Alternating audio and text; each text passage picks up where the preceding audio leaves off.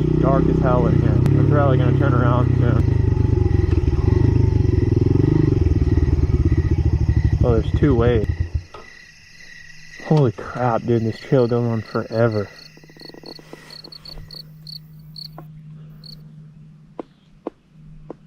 It just got really quiet really fast.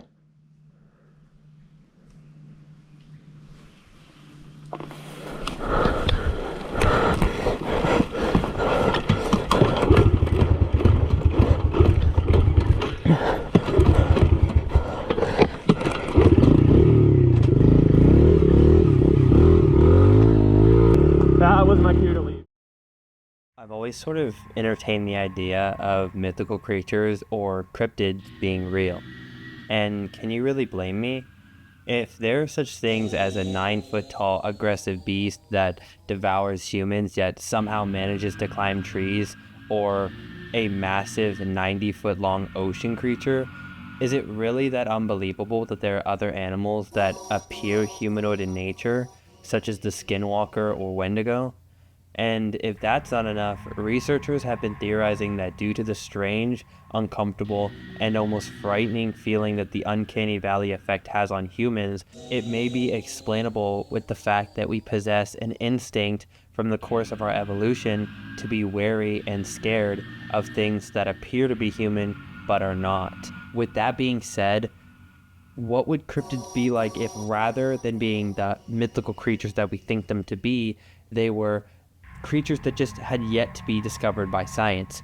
What would the most logical way be to survive an encounter with each one? Welcome, I'm Mr.Mirage, and in this video we're going to be going over many different cryptids, and not only just how to survive them, but how dangerous each one would be, as well as how realistic and believable each one is, and then putting them all onto the scale that I'm sure many of you guys are familiar with by now. To do this, I'll be looking into the original alongside some of the newer mythos in order to take a logical approach to skinwalkers and other cryptids. Now, before I start this video, I do want to go over the fact that everything said in this video is just simply my opinion. It is in no way fact, nor should it be taken as such.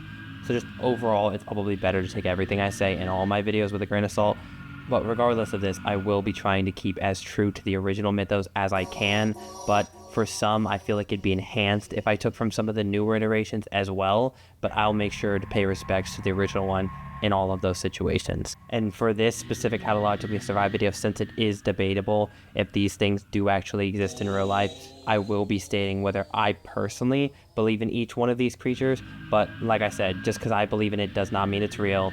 I'm probably just stupid, and I don't want you guys to be like scared or like intimidated by thinking these things are actually real, because no matter what I say, there's still like a 99% chance they're all fake. So keep that in mind. Starting with one of the most famous cryptids, the Wendigo is a term thrown around very frequently, and I feel like many people recently have been confusing them with skinwalkers. So later in the video, when I do cover them, I'll go over why.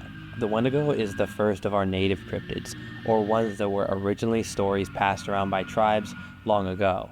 Now, the original mythos of the Wendigo was supposed to be a sort of dark spirit taking over the soul and body of a human that has become so desperate with its hunger that it resorted to cannibalism, and they're then cursed and transformed into this creature who roams the forest and preys on other humans forever. They are often depicted with antlers and with almost mummified skin that makes them appear to be visibly starving, as, like I said before, the hunger of the Wendigo is never satiated. Whether the skull is part of it or just something it wears tends to vary by account.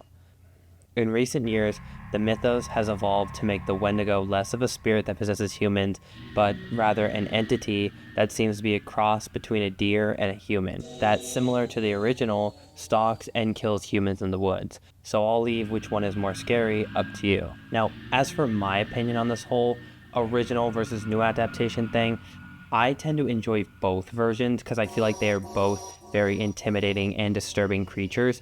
However, when it comes to a biological sense, I do believe the new creature is a more realistic approach. If these things were to exist, that it would be a predatory relative of some sort of stag-like creature that has evolved longer horns and longer claws as a method of hunting bigger prey, but the scariest thing about a humanoid creature like this is often the fact that they possess extreme maneuverability, combining the pros of human biology with the pros of animal biology. Wendigos are assumably intelligent, and with an insatiable desire for humans. Some sources state it is nearly impossible to escape one of these. However, it doesn't seem to possess the ability to swim fast at all. There is a possibility that if you can make it to a nearby river or lake, it wouldn't follow you. And if it did, it would not be as efficient in the water, as both humanoid creatures and deers are not what you would call aquatic mammals. Plus, using the tide of the river could gain you ground without using effort.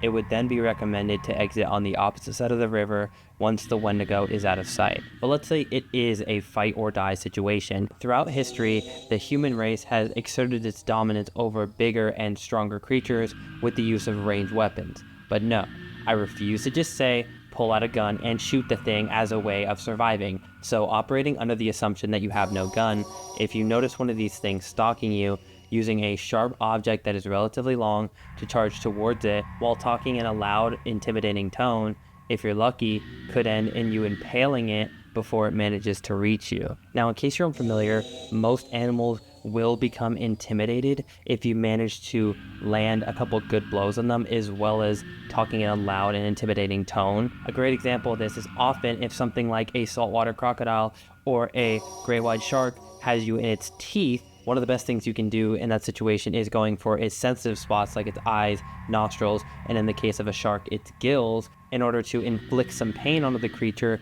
and get it to suddenly let you go. I also think bear spray would be another alternative, as it would be a method of blinding the creature. It would also give you an opportunity to run, as well as making it easier to stab it. So if you want to just do a little bit of pepper spraying it and then stabbing it, it might be a way to defend yourself against this thing. So with this in mind, it does take a little bit of skill and luck to fight off one of these things. So when in doubt, bring some thermal vision scopes and something to defend yourself from range. So all in all, do I think Wendigos are real? Well, in the case of the spirit possessing the person who was a cannibal, I would say most likely not. But what about the more modern recreation of it? Likely still no. But I would not be surprised if in the past something like that may have existed, but it is very unlikely that something like that to that capacity that are in the legend exists still today. With all that in mind, the Wendigo takes an 8 on the Your Fuck scale.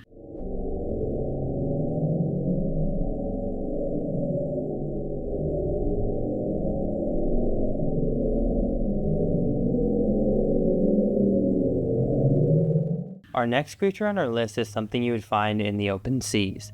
In 1997, an ultra-low frequency, high-amplitude underwater sound was detected by the U.S. National Oceanic and Atmospheric Administration. Now, this noise was said to be so loud that there were places from across the globe that were still picking it up on their radars. Now, early speculations were that this was some sort of marine creature. However, later on, the government would come to state that it was an underwater ice quake, and everyone else would just blow it off like nothing happened. Now, this explanation was enough for a normal person. However, lucky for you guys, that's not me. And many other people also still think that it is some sort of giant marine creature hiding underneath our waves, naming it after the sound, calling it the Bloop. I'm going to be going off this picture for reference, as it is the most common one used. I'm fully aware that it probably doesn't look like this, but it does depict a huge creature with a huge jaw big enough to make such a sound. So let's just say you're out at sea, on a diving mission with your boat above you, when suddenly you hear a screech that makes the water around you move, and this gigantic thing emerges from the depths in front of you. So how would you survive this?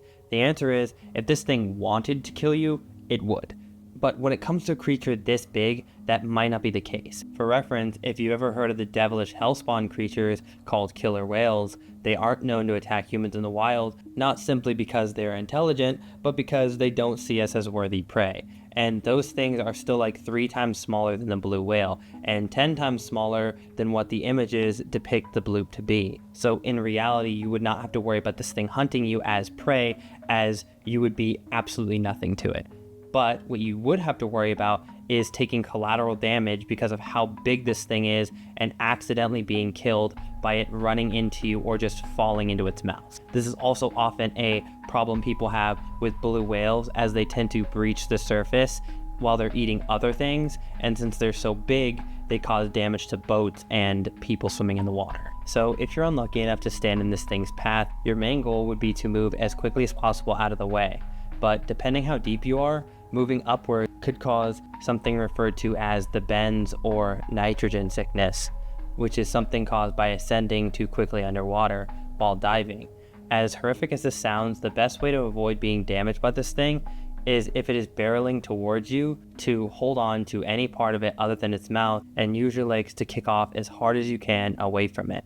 Another option would be bringing a friend with you that could attach a tug line that would allow him to use the boat to drag you away, as it is also unlikely to attack your boat. But if it did, this would most likely end in death unless you have an extremely quick boat. Whales aren't known to be the fastest creatures, but this thing's size would make up for its lack of speed. So do I think this is real?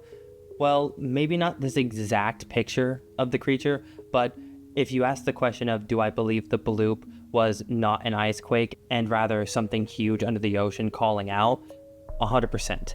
And this is only because the ocean is only 5% discovered and it makes up a majority of our planet. So do we really know what lurks down there in the deepest parts of the ocean? And could we really say that there isn't currently or was something that was big enough to make a sound like that? And that's not something I will ever find out, because you would not catch me dead looking for that thing in the ocean. Regardless, since the Bloop would only be difficult to avoid situationally, and you would have to be diving into the ocean to encounter it, I give the Bloop a number 5 rating. In case you're unaware, Australia doesn't need cryptids to be dangerous. From dinosaur-like birds that can tear you apart, to saltwater crocodiles that are triple the size of the average adult and can roll you to death. So to be honest, if cryptids do exist in any place, it would be Australia. And I've honestly been surprised with the amount of Australians that will try to trick tourists into the idea of a carnivorous koala known as the drop bear. Now, for this creature, I have seen pictures of it being small, as well as a gigantic one known as the mammoth drop bear, which to me seems like a grizzly bear-sized koala, which I could definitely see being real. Similar to koalas, they hide in trees only to drop down and kill its target. Now, I understand this is definitely one of the less scarier and intimidating cryptids, but the concept is still deadly. Many places in Australia tend to have signs warning for dangerous creatures, so just avoid walking at night through thick brush alone. You could also use blunt force objects to defend against the small ones, as they are only the size of tiny koalas. And when it comes to the big ones, quickly moving to an area with no trees to limit their mobility, as they are designed for climbing, not running. So it is assumed that once you make it out of the trees, that they would lose interest. And when it comes to deciding whether these creatures are real, I think we should be asking less of, are they real, and more of, should they be real? Australia is already like kind of a melting pot of horrific creatures that all want to kill you. Can we just leave koalas as like the one thing in Australia that is like not horrific? But regardless, since drop bears are probably the least threatening one that I'm going to cover today, I'll give drop bears a 2 on our list, since they're basically just grizzly bears that have the ability to climb fast instead of running fast. Now, the Goatman is special to me because it is one of the first cryptids that I learned about. I'll never be able to forget that episode of BuzzFeed Unsolved where the two main guys are dancing around on Goatman's bridge and taunting him. Despite this, Goatman does seem, with further research, to have a much more serious mythos surrounding it. The Goatman legends tend to have many variants, such as the Maryland Goatman that is said to be a result of punishing unethical science experiments on animals, causing the doctor to become Goatman and then roaming around Fletcherton Road. And then alternatively, there's a Texas Goatman that revolves more around a goat-human amalgamation that haunts a Texas lake. Goatman to me is another one of these examples where there is a more spiritual, magical version versus biological entity-driven version. Either way, the Goatman mythos always seems to depict a half-goat, half-man creature that goes around terrorizing towns by doing things such as taking pets and then eventually breaking into your house and, well, let's just say it's not good. Alternatively, in the case of Do you copy? Something similar goes down in a watchtower in the middle of the woods. And since this is such a good indie horror game, I'll be using it for the premise of our Goatman example. For those unfamiliar with the scenario, the Goatman is known to cause disappearances in the forest that you were watching over, and one night you come into contact with a solo camper screaming for help. He claims he's being hunted by an unknown creature whose screeches are so loud that they sound like trees falling and can be heard from miles in every direction.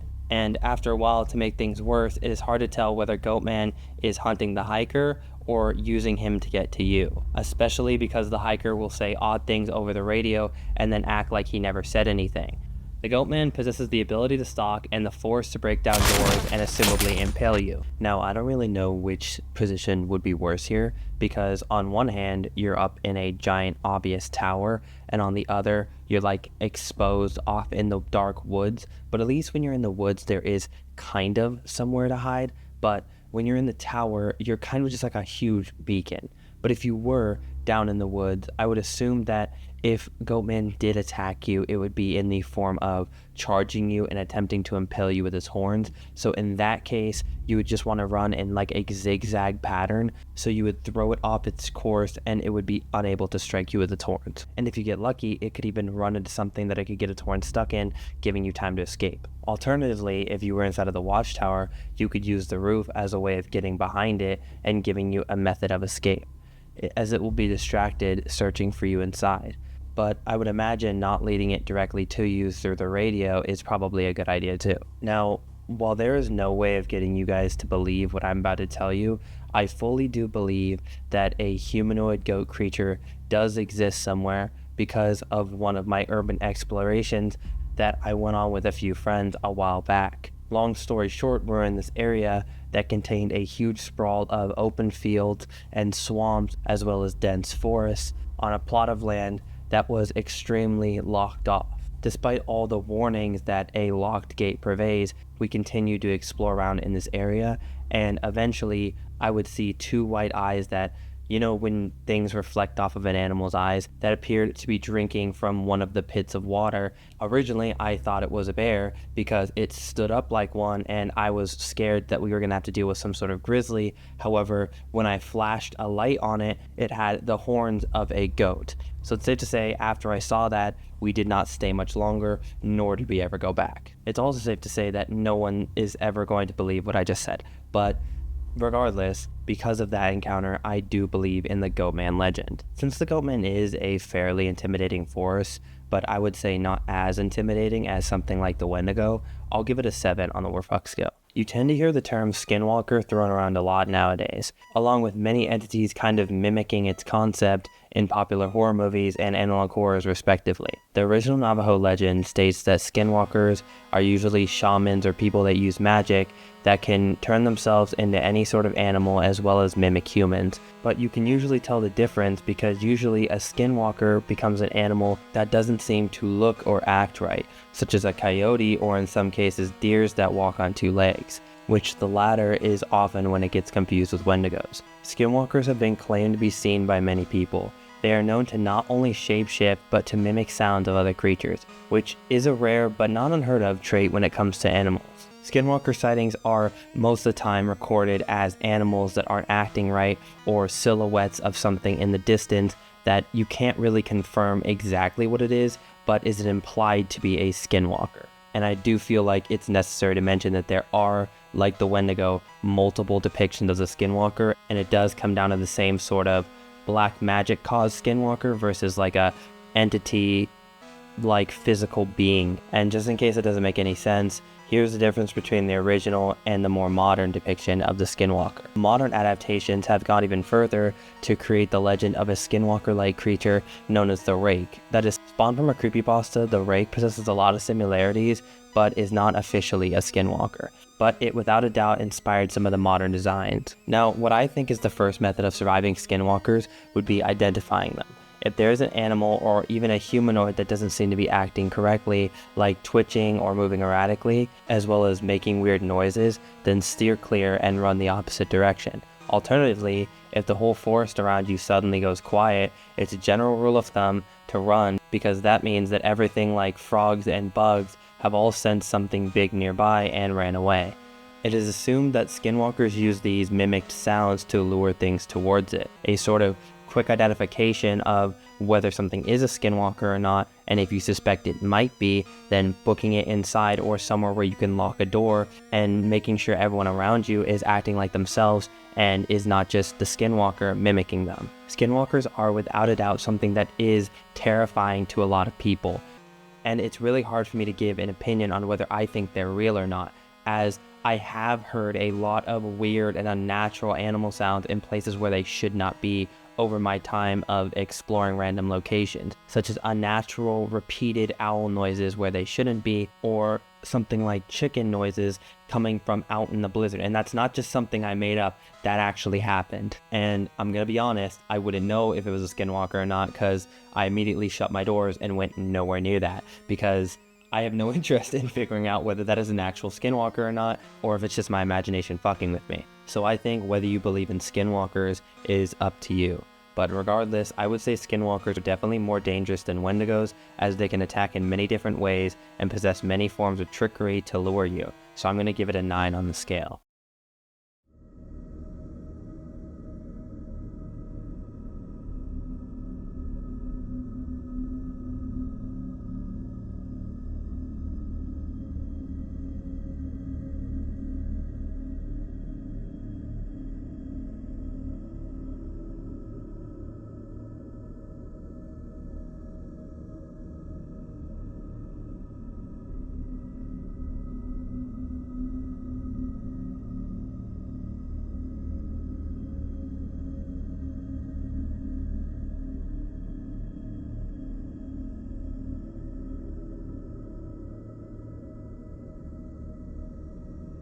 The Ningen is yet another one of our ocean cryptids, but this one inhabits a completely different part of the globe. Originating from Japanese folklore with Ningen meaning human, the Ningen is described as an Arctic humanoid life form inhabiting the icy waters of the Antarctic, reportedly observed on multiple occasions by crew members of government-operated whale research ships.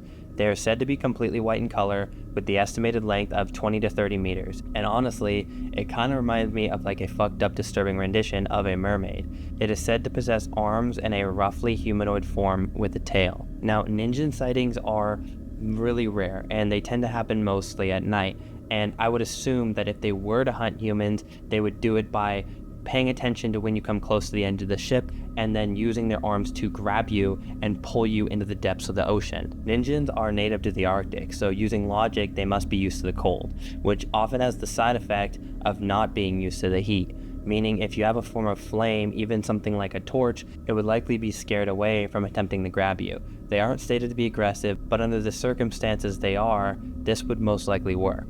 Them mostly coming out at night also implies that they may have a sensitivity towards light as well, making this fire method double effective. You could also just stay below deck at night and not stand near the edge of the boat. Now, it is unstated on whether they will try to sink your ship, but for our sake, we better hope not. Now, as with all ocean cryptids, I kind of default believe that they exist, as like I said before, the ocean is just too big to rule it out. The Ningen, while maybe being rare to encounter, is much more likely to attack humans than our other marine cryptid, at least by my knowledge, and the night could just be a camouflage to make sure that they don't get caught. So I would say the Ningen at least shares the number 5 with the Bloop. If you're familiar with Dune, you may have seen something similar to this before. A horrific sand-dwelling worm that crawls under the sands of the Gobi Desert in Mongolia. But this is actually part of a mythos that far predates the movie and the books. This disturbing creature known as the, and I'm probably gonna butcher this, Olgoi Kukoi, or the Mongolian death worm, is essentially a creature that spans between 2 and 5 feet long and resembles an intestinal worm. And it can kill its victims either with a corrosive acid-like venom or with electric shocks it sends through the sand. For this one, we can actually take a page from Dune and attempt to mimic the sand's natural pattern to keep it from noticing you, along with wearing thick rubber-soled shoes to deter any electric currents. You could also throw things away from yourself to confuse the creature where you're standing, as well as standing on top of hard surfaces, making yourself harder to detect. Not to mention, you could probably easily puncture its skin, as it is just a worm, possibly distracting it as I said earlier, and then running up behind it with a boulder or a sharp object. but if it does hit you with its acid, then it might be over for you. Not to mention, I bet it could just swallow you whole. Now, the Mongolian deathworm is only said to be about 5 feet long, and that is not as intimidating as you might think, but at bigger sizes, or if multiple were to attack you at once, this could be a serious threat. But it's for this reason that I think that this creature could very well exist, as there are much bigger things that look similar, such as a python that exists. I feel like it is very likely that something like this could very likely exist in the Gobi Desert. Regardless, I would give the Mongolian deathworm a 4 rating on our scale. Now, this next entity really needs no introduction, recognizable by its long, bat-like wings and red glowing eyes, and supposedly roaming the US state of West Virginia. There has always been something ominous about the Appalachians. The huge amount of various legends leads me to believe that there might be something seriously wrong there. But in the case of this specific cryptid, Mothman sightings have been mostly surrounding the local town of Point Pleasant, rumored to cause many bad omens, such as bridge collapses that led to the death of 46 people, that coincidentally, beforehand, a lot of people made claims that they had seen Mothman. Now that we've gone over the sort of official myth, I want to look at some of the abilities that Mothman possesses. It is said he's able to confuse and daze targets with his eyes, as well as extreme agility, high amounts of stealth, as well as obviously the ability to fly. And with this in mind, we can start to make some inferences on what he could possibly do. It is assumed Mothman would hunt its victim via stalking them, distracting them with his eyes and then swooping down and grabbing them. Now, whether this creature kills via some form of talent or simply just by dropping victims from an extreme height is unknown. The tactic for surviving Mothman would be to avoid open areas, which is the exact opposite of the drop bear. Having trees above you not only makes it harder to be seen, but harder to swoop down and be grabbed. Well, at least not without a struggle. As we've gone over before, big eyes also mean big vulnerability, so using an irritant such as mace, alcohol, or any sort of chemical could seriously hurt the creature, deterring it from attacking you. Not to mention that this creature is called Mothman, which means it probably shares the biology of an actual moth, meaning you could use light sources to distract or use it as a method of attacking it. With that being said, do I believe in Mothman? Well, it's complicated because I think that if Mothman does exist, it is not a species of actual moth, as there's no way in hell a bug could get that big. However, I do believe it could be a misidentified type of rare cryptid-like bird or bat, but all in all, I've never been to West Virginia, so I don't know how big y'all's bugs get. Mothman overall seems to be less of a confrontational cryptid, but if it does actually cause bad omens and snatch humans, it could be a very dangerous creature. So I would say a 6 is a fair rating, although I might get some hate for that.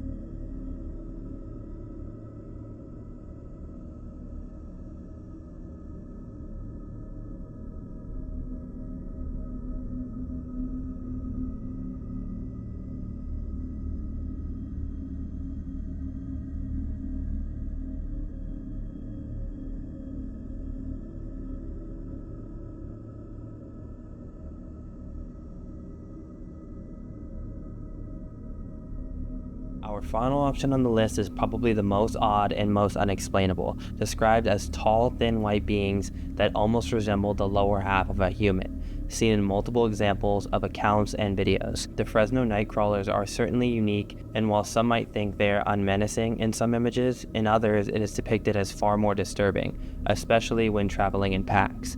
A lot of people speculate them to be harmless, but at the same time, a lot of people think cryptids like Bigfoot are harmless, and if encountering a swarm of these things, they could assumably pose a threat to someone walking alone at night. So how would you survive these things? Well, the answer lies in their biology, mostly their lack of arms. This would mean that something like climbing or shutting yourself inside somewhere with a lockable door could definitely keep these things away. So are they believable? In a biological sense, I don't think so, purely because they don't even remotely resemble any other creature on this planet, but I wouldn't be surprised if it was some sort of alien. I think that we can all agree that these are one of the more tamer cryptids on the list, so the Fresno Nightcrawlers are going to get a 2 on our scale. Well guys, that's going to be it for this video. I tried to take as many of the most popular cryptids and put them into this video, but I know I didn't cover things like Bigfoot and the Loch Ness Monster because the Loch Ness Monster is literally just a dinosaur and Bigfoot is literally just a giant ape-like creature, so there isn't really much to them, and they're also specified to be harmless, so I don't know, I might cover them in a future video. Speaking of future videos, if you guys want to see me do a part 2 of this, let me know down in the comments below, and if you like this video, consider subscribing. Well, that was quite an adventure. I'm sad to see you go, but don't worry, this doesn't have to be the last time we see each other. I got another cool video, just for you. Hurry, the video's almost over.